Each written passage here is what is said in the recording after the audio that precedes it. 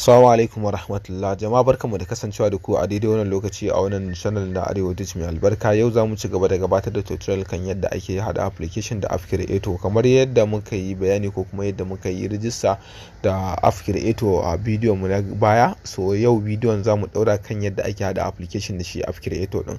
Na farko, ga wanda ya kasance ba su kalli wannan bidiyo na farko ba, so za mu bada link din shi wajen comment. Kuna iya bi domin ku ga yadda ake rijista da shi kamfanin app creator. So bayan mun yi rijista da kamfanin app creator, za mu je kai tsaye ga gabatar da shi a application din.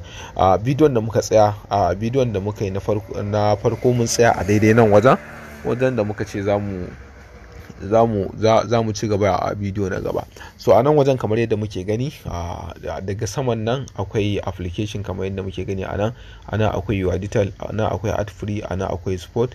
So daga nan akwai subclient, a nan akwai referral program, akwai new future. So abin da yake faruwa a nan dukkanin su stage ne. So a nan wajen mun ga mun taba application, ko kuma application shine ke nuna cewa mun yi selecting na category din sa.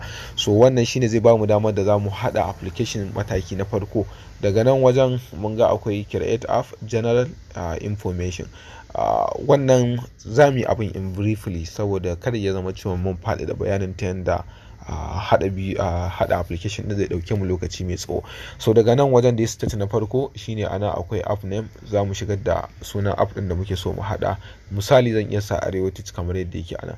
Daga nan wajen akwai app icon nan dan cycle din nan, so wanda zai ba ni dama da ran sa application na, wato ran sa icon na application da nake so na hada. So idan ina da sha'awan sa icon din, zan zo daga nan zan taba choose file, wanda zai bani dama in ga gallery na kan wayana. Daga nan akwai zabubbuka guda uku, akwai capture image, akwai wato coda, akwai voice code. So zan taba file, wanda na taba file shine zai bani dama da ranga cikin wayana. Daga nan wajen zan duba akwai gallery, zan yi selecting logo da nake so in sa akan wannan application din.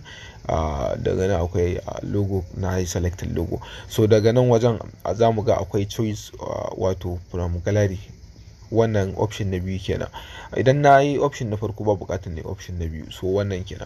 Daga nan akwai primary language, wato yaren da zan yi aiki da shi akan application din. So zan yi selecting, zan bar shi a English. Ana akwai app description.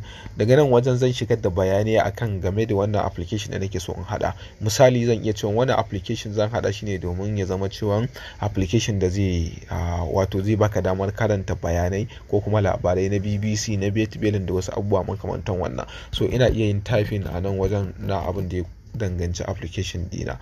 So da yake bana son ja lokaci sosai a wajen wannan misali, so mun gama shigar da description, sai in taba next. Kamar yadda yake anan zai saving, kamar yadda muke gani yana saving. So yana kammala saving zai kai ni ga mataki na gaba, ko kuma zai bani dama da ran ci gaba da gabatar da tsare-tsaren da nake so ya kasance a cikin application. Wannan rashin network ya haifar da wannan problem din. So bari na yi refreshing na wato folder ko kuma na wannan din domin in samu dama da ran. So ya dawo da ni farko, dole in kada selecting na icon, bari in je ni gallery. So ina so mu yi abin sharp kada ya ja lokaci.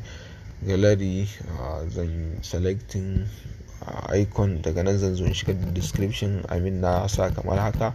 So zan taba next, wanda sorry mun shigar da suna application ba. So na shigar da suna application, zan taba next, wanda shine zai saving na wannan document din ko kuma items da na shigar ko kuma bayanan da na shigar mishi.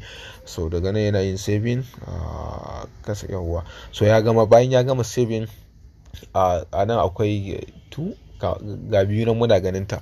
So wato mataki na biyu kenan, shine daga nan zan yi selecting irin category ko kuma menu da nake so ya kasance na application din da nake so in hada.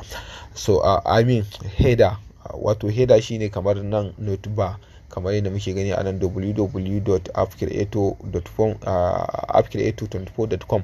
So a nan zan yi selecting header ɗinsa kenan. Bari ne selecting na wannan kalan blue, na yi selecting na blue, zan taɓa next, wanda shine shi ma zai kai ni ga mataki na gaba. Daga nan wajen akwai wato irin kalan application da zan hada. Daga nan TV ne, wato chatting ne na social media, ko web application ne, ko TV, ko something like this. Daga nan bari na yi selecting guda daya, bari mu ga wani application ya kamata mu hada.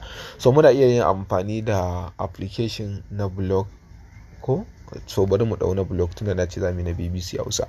So daga nan wajen zan shigar da misali, zan shigar da sunan irin kalan wato application din da zan hada na wani irin website ne. Misali zan iya cewa BBC Hausa, bari mu yi haka, BBC Hausa. So daga nan akwai abin da ake cewa wato RSS, wannan za mu yi bayani sosai a kansa. Yanzu dai abin da nake da bukata, tunda na tabbatar BBC suna da shi, wannan RSS din shine kaman update dukkan labaran da aka yi na ranar. Misali labaran da aka yi na jiya, kun ga na shiga BBC yau, zan iya ganin na jiya, amma kuma akwai labaran da suka yi na yau, update kenan. So nan shine ake sa link na wannan update din.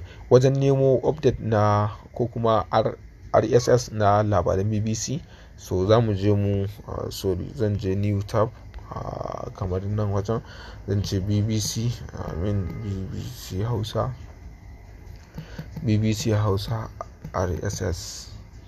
So zan yi searching saboda in samu link na wannan update na labaran BBC Hausa. So na sani dama zai dan iya bani problem, so bari na skipping din shi, za mu yi bayanin sa insha Allah daga baya. Amma daga nan wajen zan iya zuwa in sa BBC, zan iya sa HTT, wurin goge na HTTPS bbchausa.com/RSS.